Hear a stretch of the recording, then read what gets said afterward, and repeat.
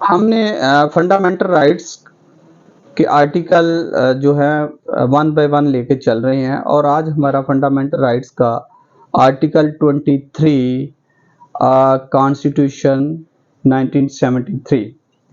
तो बेसिकली ये कहता है कि ये प्रोविजन एज टू प्रॉपर्टी कि कौन बंदा जो है प्रॉपर्टी रख सकता है, डिस्पोज कर सकता है, उसका कैसा यूज कर सकता है। Every citizen shall have the rights to acquire, अब क्या है, क्वायर करे, हासिल करे, अगेन के कोई इलीगल मीन्स ना हो।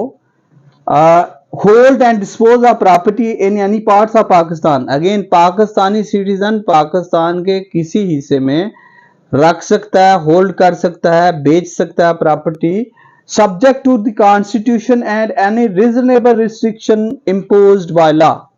अब लॉ ने कहीं रीजनेबल रिस्ट्रिक्शन लगाई, उसके अलावा रिस्ट्रिक्शन के अलावा वो बंदा जो है वो प्रॉपर्टी को डिस्पोज कर सकता है इन द पब्लिक इंटरेस्ट। अब रिस्ट्रिक्शन किसके लिए है, पब्लिक इंटरेस्ट के लिए।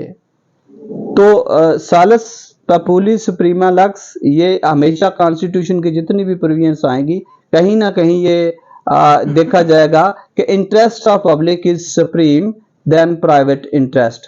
अब एग्जामिनेशन पॉइंट ऑफ व्यू से अगर हम इसका देखें तो क्रॉस रेफरेंस में लैंड एक्विजिशन एक्ट 1894, ठीक है जी, बेशक पेन डाउन कर ले, वैसे यहाँ भी है कि ये है जी लैंड एक्विजिशन एक्ट है। और दूसरी बात कर रहा है वो इलीगल डिस्पोजेशन एक्ट कि किसी को डिप्राइव नहीं किया जाएगा, अगर किया जाएगा तो उसका राइट्स है उसके पास।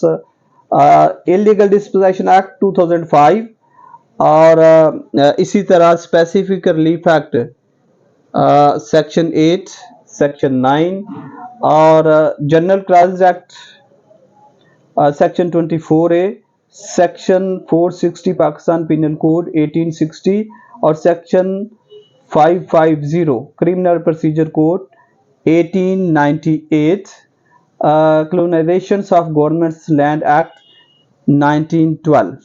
तो ये इसका क्रॉस रेफरेंस में जो सेक्शन है वो आएंगे और इसी को